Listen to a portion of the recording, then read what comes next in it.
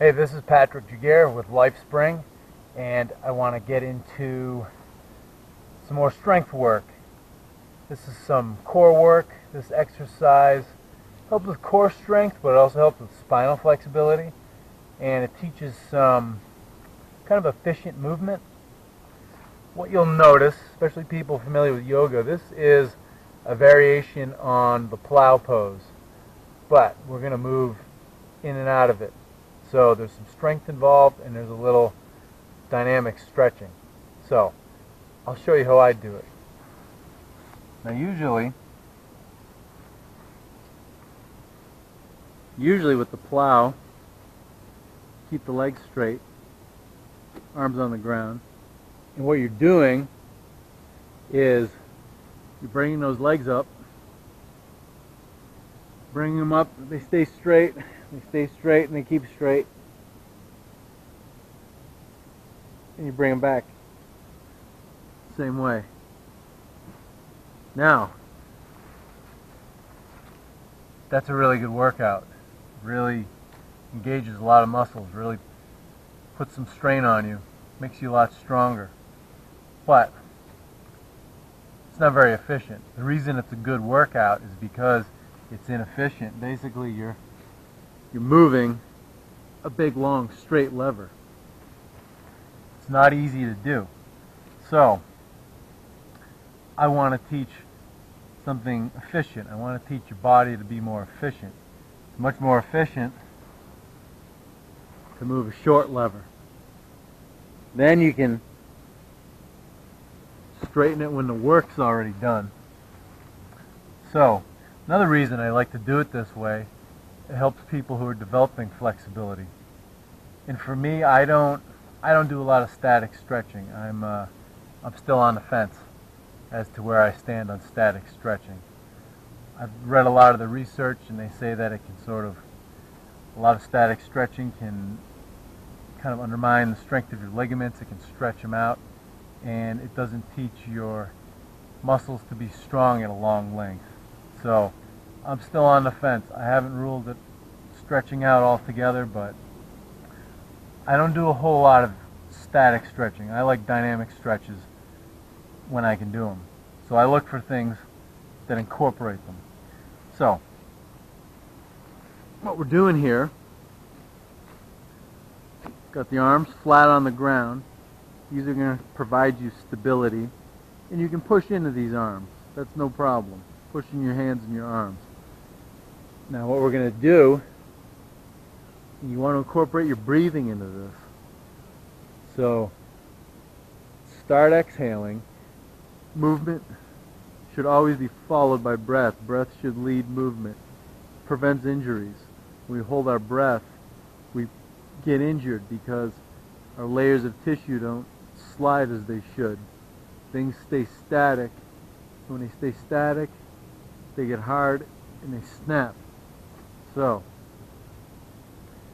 start your exhale, and then bend your legs, bring your knees towards your torso.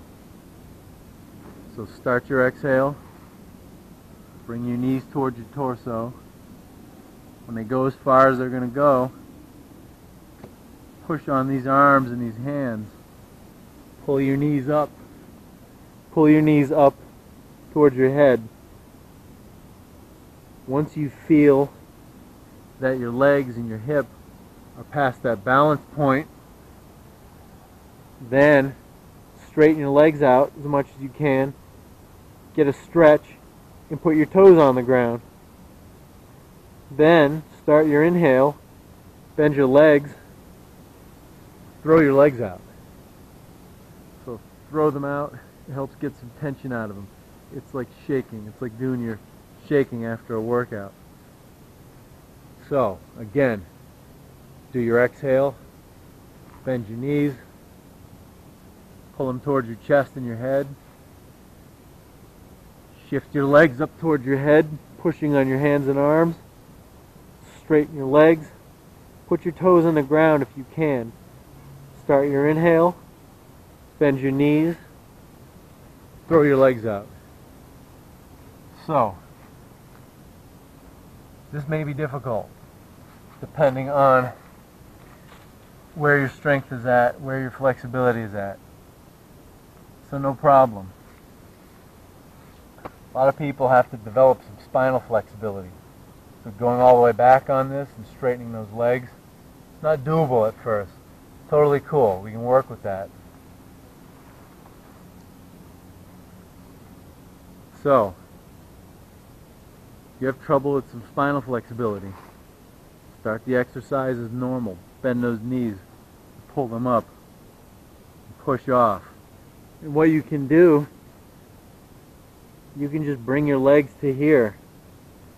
If you're having trouble straightening these out, putting stress on your back, just keep them bent and you can come back, throw them out. If you don't have the core strength to get these all the way back, just go as far as you can. See how far you can get yourself. If you only get yourself this far,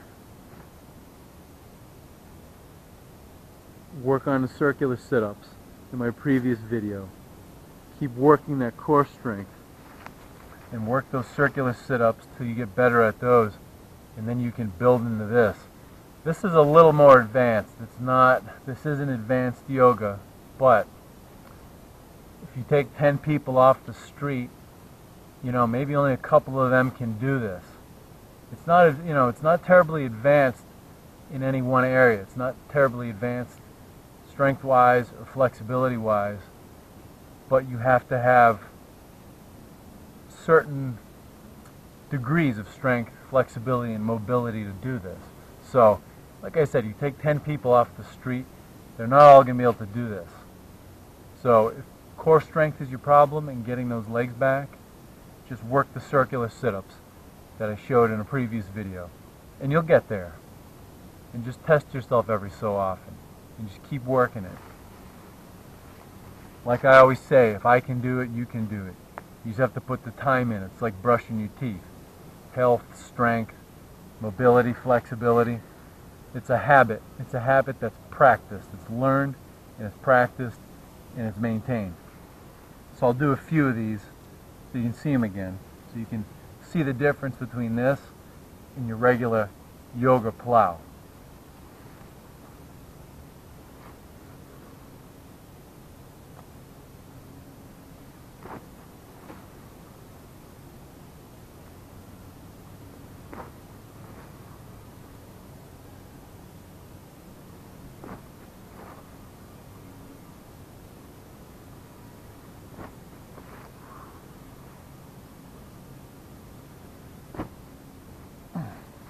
So I probably do about 10 of these every day, kind of, maintain some strength. It warms me up more than anything. Just gets me kind of stretched out. So I don't do a ton of them. I do kind of a little bit of several different things. So if you have any feedback, questions, comments, what have you, send it my way, and I'll see you next time. Stay tuned, and thanks for watching.